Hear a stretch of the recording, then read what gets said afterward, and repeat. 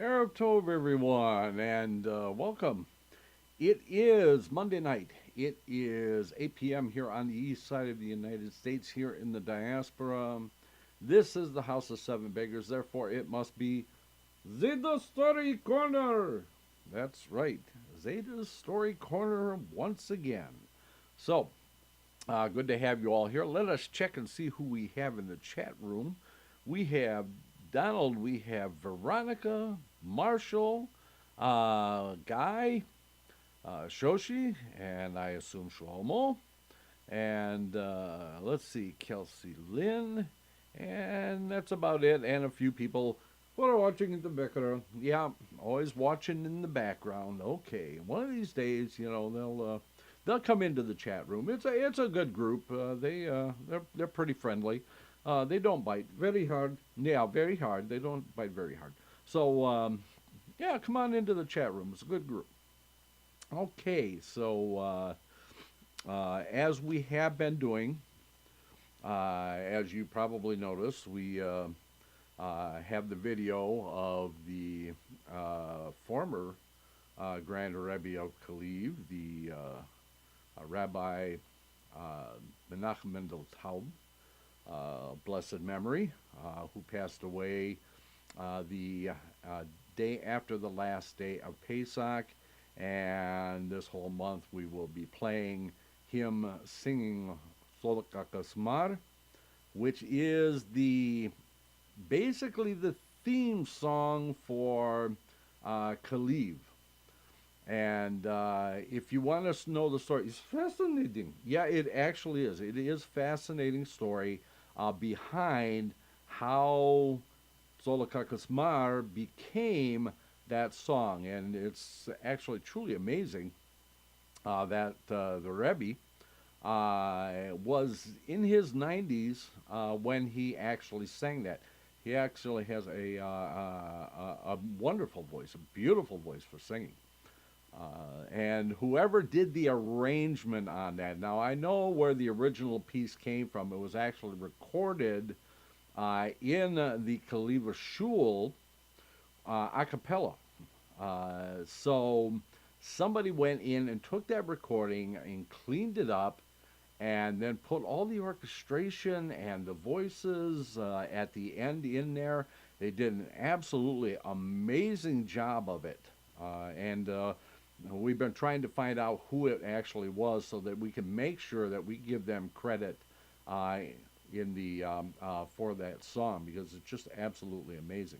So, anyway, I guess we are going to start a new story tonight, and yes, we are. Yeah, and we are reading from the Yiddish folk tales, which have been gathered together and translated into English from the original Yiddish by Yivo.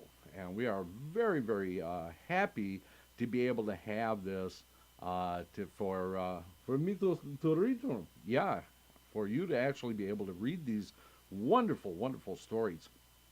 So, without further ado, we have a Bear has joined us. Good to have you. I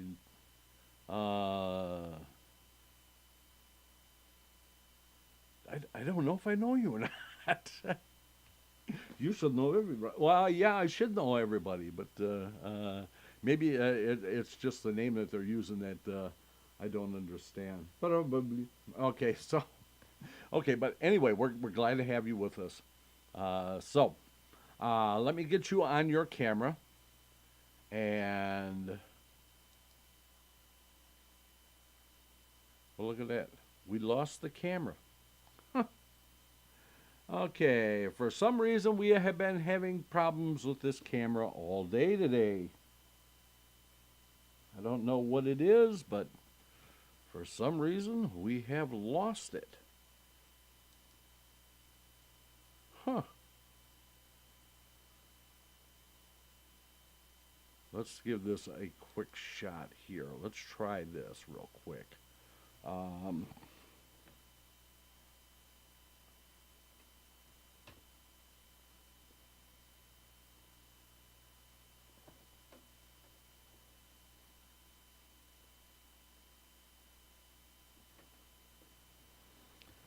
Let's see if that does anything. Okay. And that did absolutely nothing. Okay, so we are without camera 2 tonight for some reason. Let's try a different USB port. See if that makes any difference. You know, the show will be over before you figure it out. Yeah, I know the way we're going. It will be over before. USB device is not recognized. Okay. Oh, okay. Gotcha. So, I see that. Yeah. Talking about the, the Misery Tour. Yeah, yeah. Okay. So I have a much better idea now. Okay. So, this is, I don't know. Oh, this is just really just annoying me. I don't know why this has to happen to us. We'd be grateful for it. That's right. Yep, that's true. Whatever it is, we thank Hashem for it because we know it's for our own good. Yes, exactly. It is for our own good. We just have to figure out what it is. Is it keeping us from doing something we shouldn't do? or is it for us to learn a lesson from? Yeah, exactly. Learn a lesson from. So hopefully we'll be able to figure it out. Um,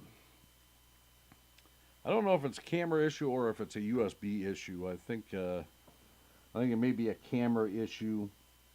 Maybe the last time we had this issue, it ended up being a an update we needed to have. So it is just not going to work tonight. So let us. Okay, so we'll just go with what we got here, and we'll figure it out later, I guess. So okay, so why don't you go ahead and read the story, and I'll just kind of move around here. Let me move the camera. Let me get the camera over on you a little more. Oh, that looks better. Okay, that's almost as good as the other camera. But okay, so we go with this one. Okay, so this story, if we have any time left, this story is called Upon Me. There once was a Polish noblewoman who had a large estate. Now, there was a hut in one of her woods in which an old woman lived. She was a lonely old woman who had no relatives and who lived on what bits of cooked and baked foods the rich woman gave her. But the old lady never said humbly, "Thank you, my lady." And this bothered the noblewoman. How could a person be so ungrateful as to never say thank you? She thought about it and said to herself, "I'll teach her the difference between mine and yours."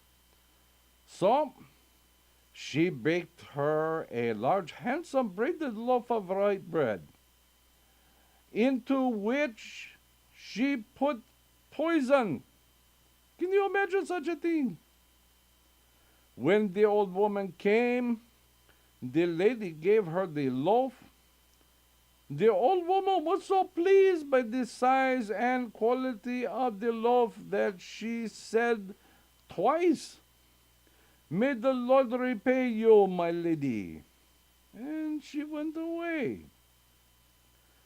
When she was gone, the lady burst out laughing. "Well, we'll see whether he'll repay me or you." And the old woman, meanwhile, when she got home, was so pleased with the loaf that she decided to hide it. Now, a little while later, the lady, this is the lady, the rich lady, the lady's son was hunting in the forest and was caught in by the rain. Remembering that there was an old woman who lived in a hut nearby, he ran to it. The old woman was so delighted to see him that she took the hidden loaf out so she could treat him with it. When he had eaten of the loaf, he began to feel very sick. The old woman was frightened, and she ran to the lady's house. "Lady, what have you done? What misfortune have you brought down upon me?" The lady understood at once what had happened and said, "Upon me, upon me." Ooh, that was an interesting story, huh? Okay, so this next one is it's a poem. It doesn't rhyme very well because you have to remember that it was translated from Yiddish. And if it was in Yiddish, it would rhyme a lot nicer than it does in English. But we are going to read it in English anyway. We do our best to see what we can do, okay? Okay. This poem is called The Ballad of the Faithful Wife. Once upon a time a man left his wife. It was his plan to travel far, to travel near. And he was gone for many a year. Kane, his lovely wife, he left, all alone, abandoned and bereft. One day, the man returned disguised. So well he was unrecognized. Lady, tell me, pray, have you fine clothes, and do you stray? And tell me, lady, do you sin? Do you lust for other men? I've no fine clothes, I do not sin. I do not lust for other men. He had a brilliant ring so bright, 30 ounces was its weight, and was worth its weight in gold. It was bright and very old. This ring so bright is yours to wear, if you'll forget your husband dear. The ring is brilliant and it's bright, and 30 ounces is its weight. It's worth, no doubt, its weight in gold. And it's lovely, and it's old. But it's not for me to wear. Instead, I'll mourn my husband dear. He had an apron long and white, and smooth when washed, a lovely sight. And long it was down to the ground, the finest apron ever found, and worth 100 rubles clear. This apron, lady, is yours to wear, if you'll forget your husband dear. The apron surely long and white, and smooth when washed, a lovely sight. And long it is, down to the ground, the finest apron ever found, and worth 100 rubles clear. But it's not for me to wear. Instead, I'll mourn my husband dear. Ah, well, for me and for my life, that I'm your husband, you're my wife. I thank the moon, I thank the sun, I thank the Lord for what he's done. I thank thee, lady, with this kiss, and thank my God for wedded bliss. What do you think of that song? Huh? What do you think about that? That would be a good song, wouldn't it? Oh, okay. So we are on to the next story. This one is called The Iron Chest. One day, Barnes, a community leader, was traveling home from a large city, and it happened that he had to go by night. Driving along, he fell asleep and his horse took a wrong turn. He woke and saw that he was lost, but it was too dark to find the right road. So he drove straight on until he came upon two men who were digging a hole. The first he feared they might be robbers, but it turned out they were respectable peasants. When he had greeted them, he asked, "What are you digging for?" My first question would be, what are you doing out in the middle here in the middle of the night? What is wrong with you? But then again, I wasn't there, so I guess that my question doesn't really hold any weight. So anyway, he asked, "What are you digging for?" "We're digging up a chest filled with gold coins." "And whose chest is it?" "It belongs to your son-in-law," was the reply. "Listen, can you change some copper coins into gold for me?" asked the man. "Certainly, why not?" He gave them 40 copper coins, and they gave him 3 gold ones in exchange. I guess that's the exchange rate back then, huh? 40 for 3. Okay.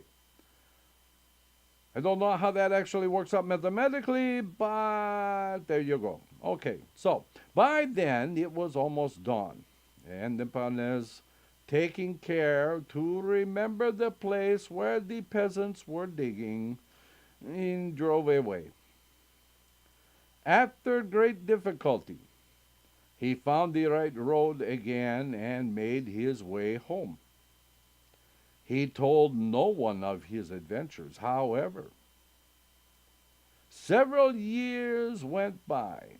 The Panez had a daughter for whom various matches had been proposed, but she had rejected them all. This made her father unhappy, because some of the young men were very rich. Time passed. The Panez became even more impatient to know who his son-in-law would be. He thought and thought about it, and finally settled on a plan. He dropped one of the gold coins on the path that led to the synagogue, vowing that whoever picked it up would be his son-in-law. The next morning he went to check. The coin was gone. So he dropped a second coin, and it too disappeared. Then he dropped a third, with the same result. Obviously not the smartest coin in the box, eh? So the Panez announced in the synagogue that he had lost 3 gold coins that had been left to him by his grandfather, and that he wanted whomever had found them to come forward. So now the water carrier lived in that town, a man with a blind father, whom he led to synagogue 3 times a day. And it was this water carrier who had found the gold coins. He acknowledged in the synagogue that he had found them, then hurried home and brought them back to the Panez. The Panez returned to his own home greatly dejected to think that he would have a water carrier for a son-in-law, a man so unschooled that he hardly knew how to hold a pen. Still, to honor his vow, he went to the water carrier's parents and asked them to let their son live with him. "I'll teach him how to write properly, and furthermore, I'll put him to work in my business." But the water carrier's parents refused. because the blind father needed his son to guide him to the synagogue. The Beggars, however, promised to hire someone to do that. So, the water carrier went to live with the Beggars and studied diligently, and it was not long before he had learned a great deal. Nor was it long before he and the daughter were in love, and they decided to marry, even though they feared that it would make the partners unhappy. After the wedding, the son-in-law and his bride continued to live in the partner's home. One evening, the partner took a spade and asked his son-in-law to go with him to the place where he had seen the men digging long ago. He pointed out the exact location, but though the son-in-law dug and dug, he found nothing. Well, finally they went home. Nevertheless, the Beggars was determined to have a wealthy son-in-law. So he made him go back to the spot where he had dug before and dig even deeper. Again, without success. This time the Beggars was so angry that he drove the young couple from his house. The man and his bride rented a cellar where they set up a little ironmonger's shop to earn their living. Once, when the husband was away, a peasant came into the shop and asked for 3 whetstones to sharpen his scythes. He explained that he couldn't pay money, but that he had an iron chest at home which he would give in return. Good, said the wife. Soon afterward, the peasant came back, bringing an old iron chest, all covered with cobwebs. He tossed it into the shop, and then went away in a great hurry. When the husband, the former water carrier, came home in the evening, his wife told him the whole story. So he went to work on the dusty chest, and after some struggle, he wrenched it open. You can imagine their astonishment when they saw it was crammed with gold coins, exactly like the ones he had picked up on the path to the synagogue. The husband and wife ran out of the shop in search of the peasant, but he was nowhere to be found. So the two of them went into town to see the rabbi. They gave him a great deal of money and told him to build a large synagogue of the finest materials. But until it was finished, they said he must keep their identity as donors a secret. And that's what the rabbi did. The synagogue was built, and some 3 years later it was ready. The entire congregation gathered to get their seat assignments, but 2 seats, one in the men's section and one in the women's section, were left unassigned. The partners too came to the synagogue and greeted people warmly. His daughter and son-in-law stood off by themselves, for the partners had not spoken to them since he drove them from his house. The rabbi delivered an address from the bima. Then the young couple were led to their unassigned seats, and the rabbi announced that they were the ones who donated the money for the synagogue. The Ponez fell at his son-in-law's feet and begged his forgiveness. The congregation asked the couple to tell them the whole story of the whetstone and the chest and the fortune. Then the Ponez told everyone how the peasants had foretold that he would have a rich son-in-law. The father and his daughter's husband were reconciled, and they became good friends. And the young couple lived out the rest of their lives in honor and prosperity. Okay, so we're going to take our break now, and we are going to give up on the other camera, but we will return in 6 minutes. Everybody, please stay tuned.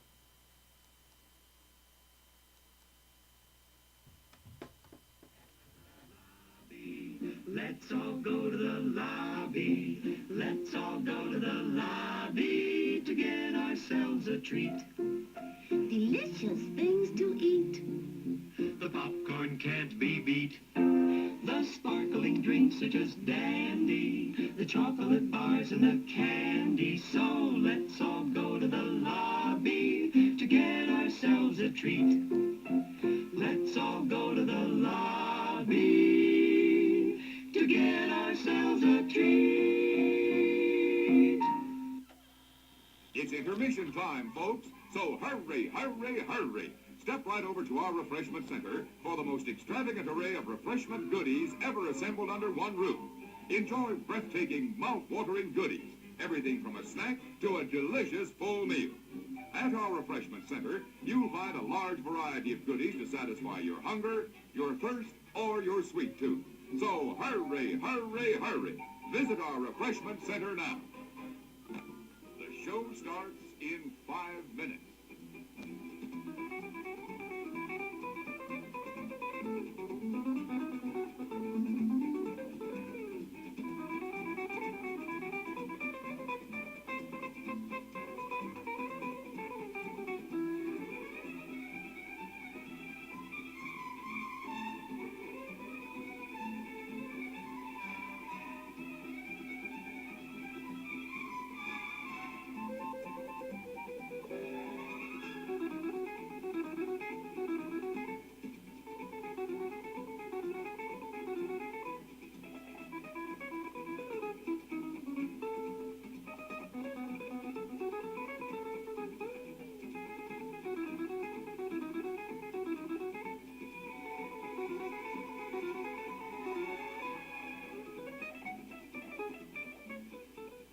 The show starts in 4 minutes.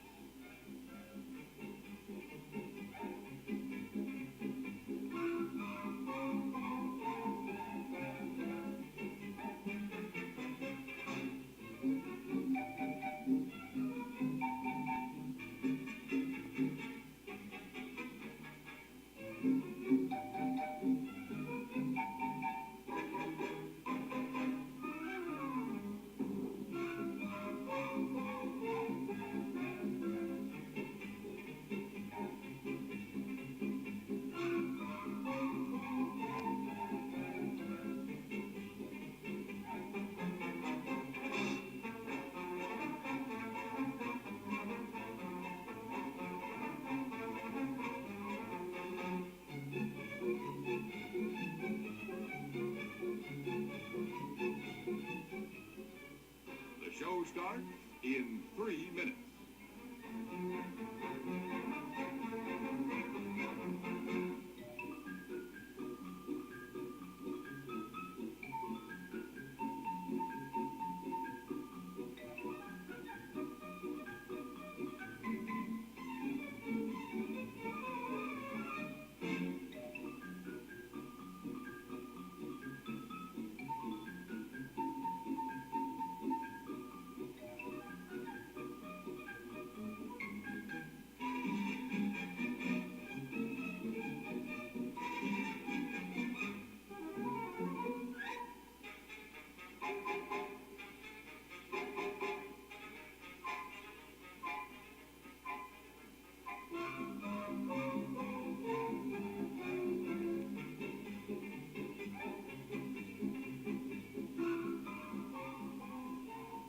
starts in 2 minutes.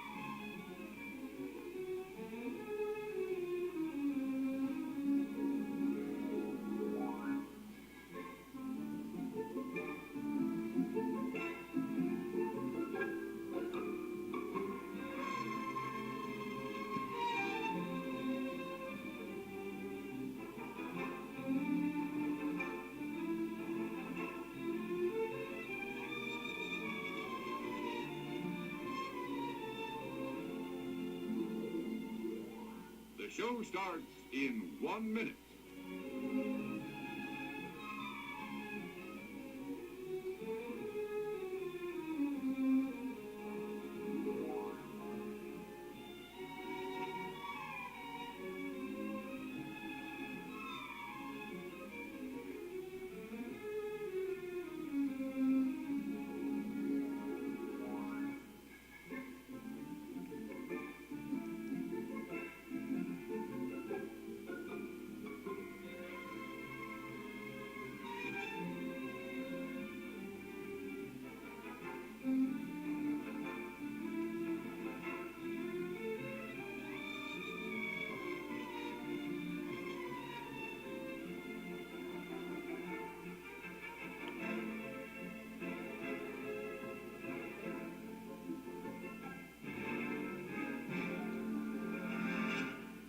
And now, on with the show.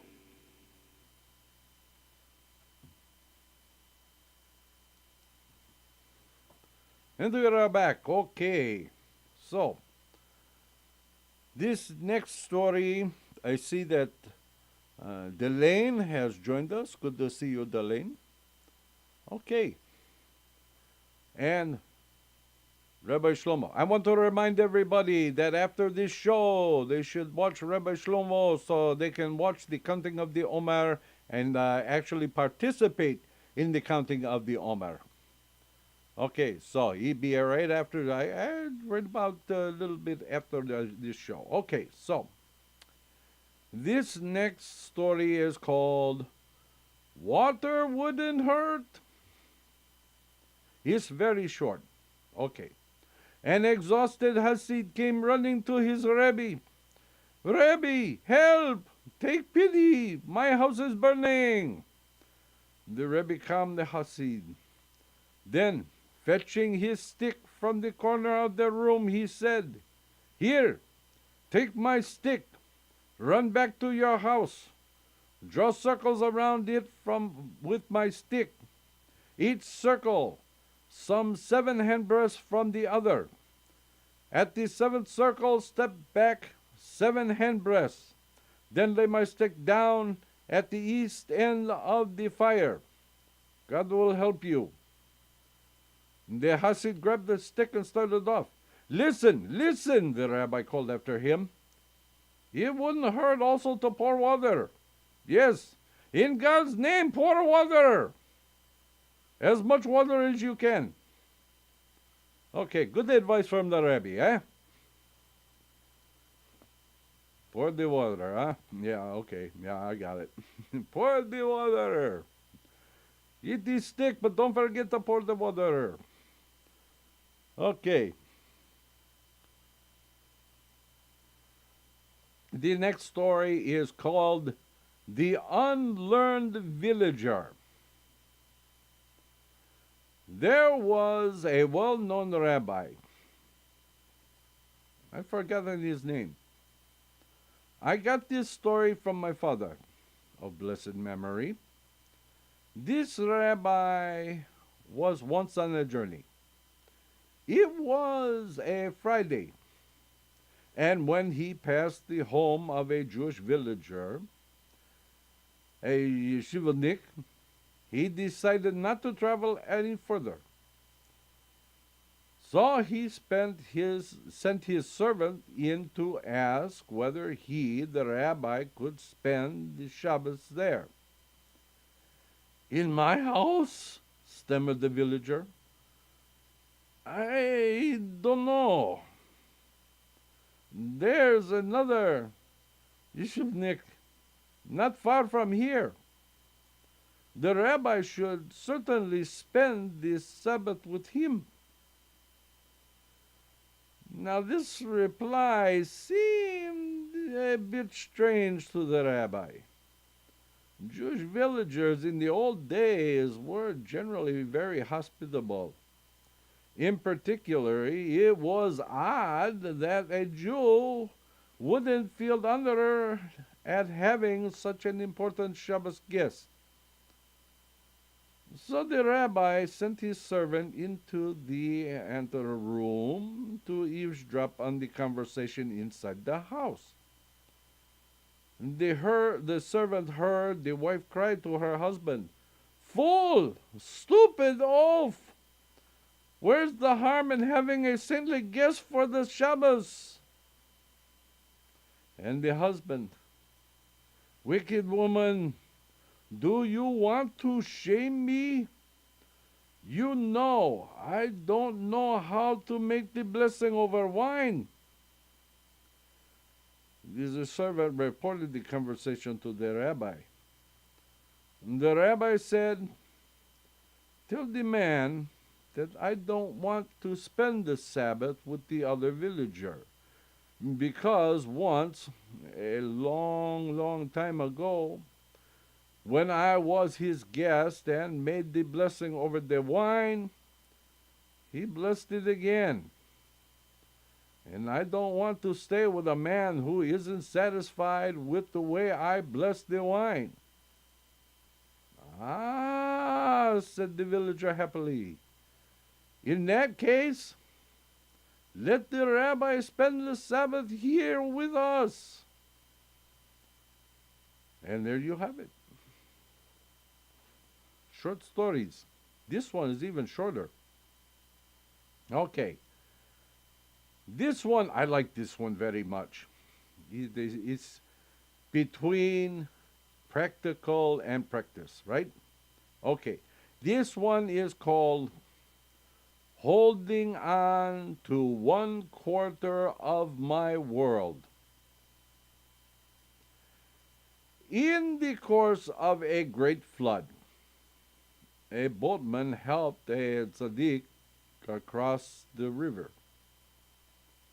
The holy man, seeing what an uncouth fellow the boatman was, pitied him and felt inclined to lecture him a little, maybe just a little. "My son," he said, "is this really your trade?" "Oh, I also work on timber rafters," said the boatman.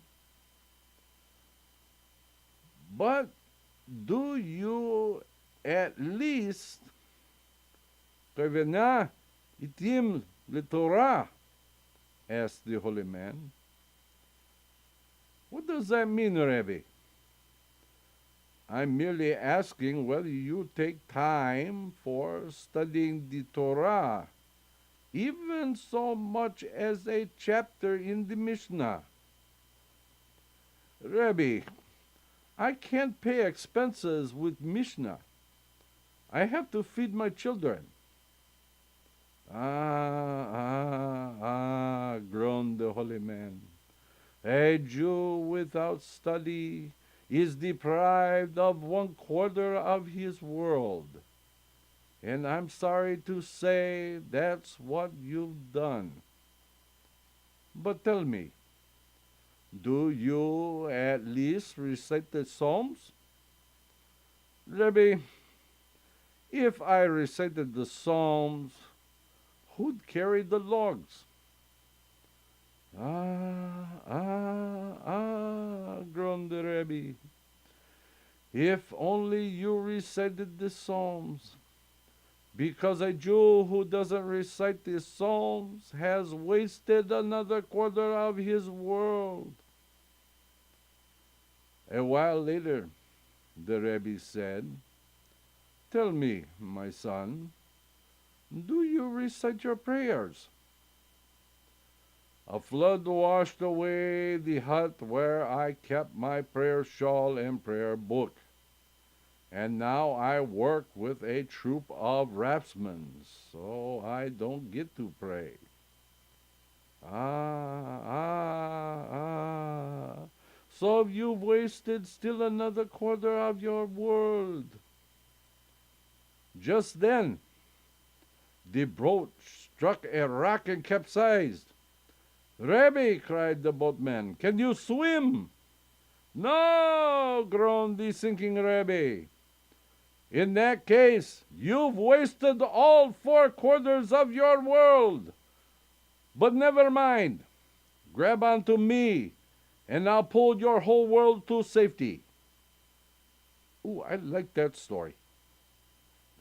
Okay. This next story is called The Poor Rabbi and His 3 Daughters. There was a poor rabbi who had 3 daughters. They owned but a single dress among them, so that 2 daughters always had to stay in bed on top of the oven while the one showed herself in town. Their house was cold and damp. There was only a crust of bread laying in the cupboard drawer.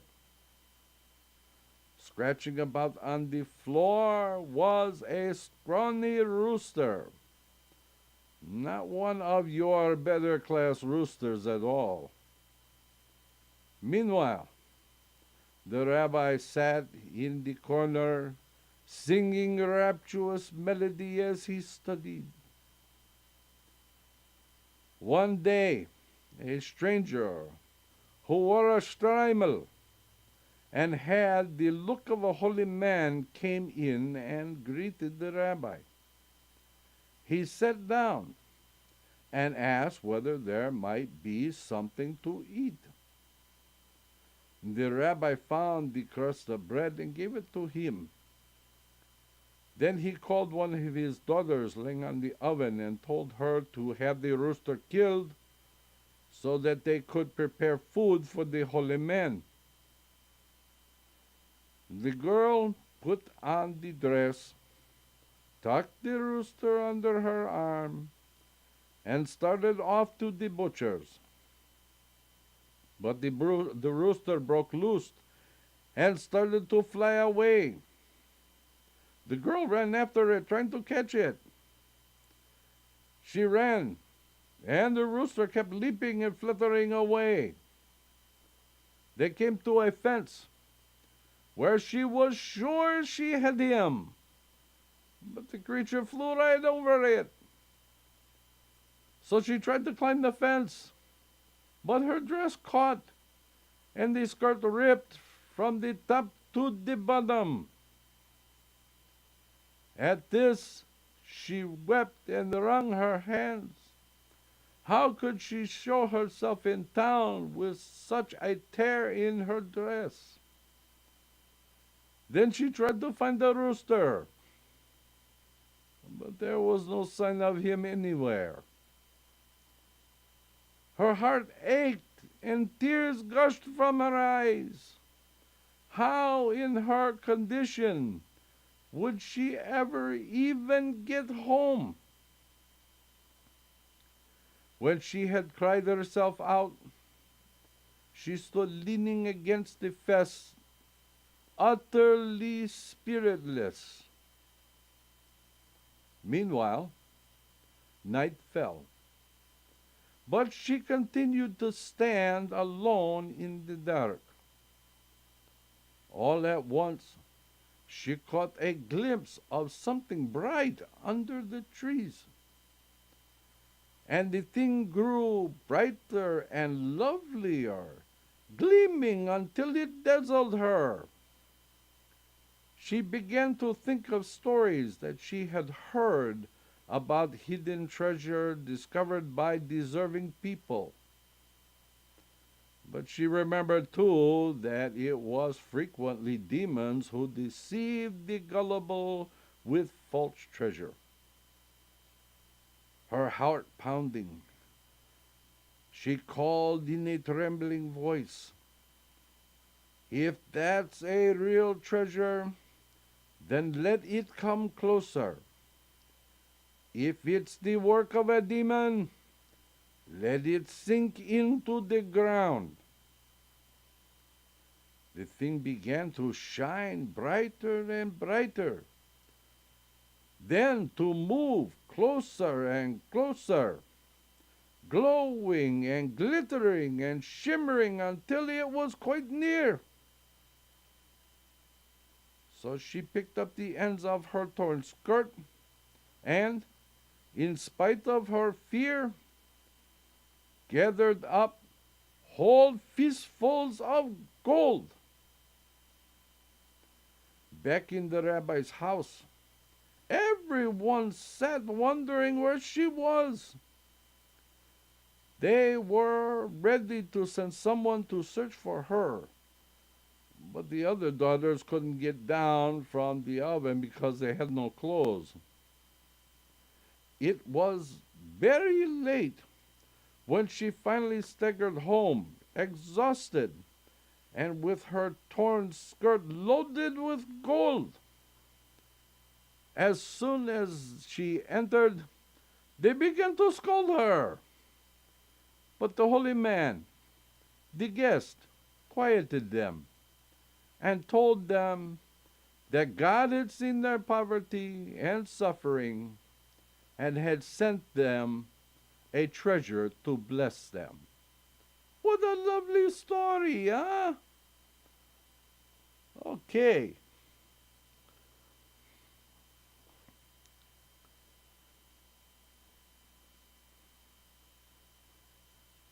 Now we have to move back. We have to move forward in the book here. We're going to learn a little bit about Helm and stuff like that. Okay. This will be the last story for tonight.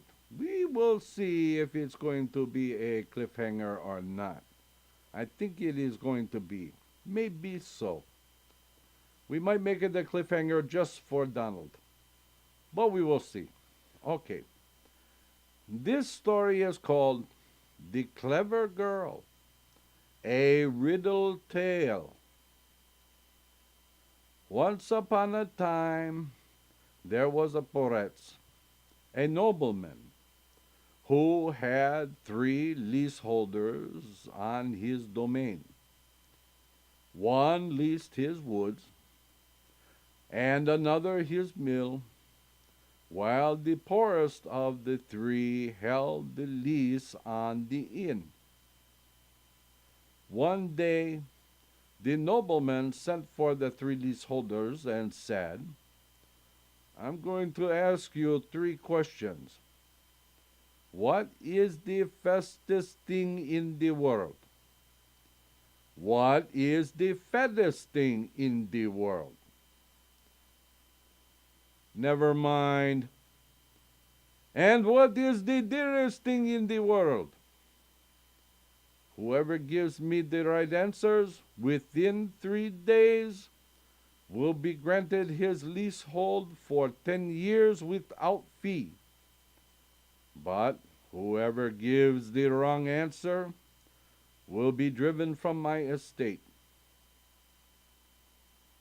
The first 2 leaseholders, the one who had the forest and the one who had the mill, didn't take long to think the question through. Both concluded that the fattest thing in the world was the nobleman's horse. The fattest thing in the world was his pig. And the dearest thing in the world was undoubtedly be the woman he marries. And they were satisfied with their answers. But the poor innkeeper returned home in great perplexity because he had no idea what to say. Now, the innkeeper had a beautiful and talented daughter who asked, "What makes you look so worried, father?" He told her about the nobleman's questions and said, "How can I help looking worried? I have no idea what the answers are." "There's nothing to worry about," she said. "They're simple enough. Though is the thought is the fastest thing in the world. The earth is the fattest, and sleep is the dearest thing of all." At the end of the third day, all three leaseholders appeared before the nobleman. He immediately dismissed the first two from his estate because their answers were wrong. Turning to the innkeeper, he said, "I like your answers very much, but I know they didn't come out of your own head. Tell me the truth. Who told you what to say?" The innkeeper confessed that his daughter had given him the answers. The nobleman said, "If you have a daughter that is clever, I want to see her. Let her come to me 3 days from now. But I want her to come neither walking nor riding, neither dressed nor naked. And I want her to bring a gift that is not a gift." The innkeeper returned home more downcast than before. His daughter said, "Now what's wrong, father? What makes you look so worried?" So he told her what conditions the nobleman had imposed. "Never mind," she said. "There's nothing to worry about. Now here's what I want you to do. I want you to buy a fisherman's net, a goat, a pair of doves, and a couple of pounds of meat." He bought all the things she asked for, and she stripped and wrapped herself in the net so that she was neither dressed nor naked. She mounted the goat, and of course her feet dragged. So she went along. She was neither riding nor walking. She carried the doves in one hand and the meat in the other. And in that fashion she made her way into the nobleman's courtyard. When the nobleman, who was watching from his window, saw her enter, he unleashed his dogs. But she threw them the meat and walked calmly past them into the house, where she said to the nobleman, "I brought you a gift that is not a gift." And she released the doves, who immediately flew out of the open window. "I want to marry you because you are so clever," said the nobleman. "But we can be married only on one condition, that you won't meddle in the decisions I make when lawsuits are brought before me." She promised not to meddle, and so they were married. And that is where we are going to stop for tonight, just for Donald. And we will pick this up next week. Hopefully the camera will be working by then. Okay. So I want to thank you all for being here tonight. I hope you will return to be with us next week. And don't forget that after this show, Rabbi Shlomo Nachman will be doing the counting of the Omer. Make sure that you go to see that. And on Wednesday is the Torah study with Rabbi A and Reb Reuben. And then, of course, Shabbat services for Kabbalat and Mariv on Friday at 8 p.m. and Shacharit and Musaf on Shabbat morning at 10 a.m. Until the next time, my dear friends, we will say, Laila Tov.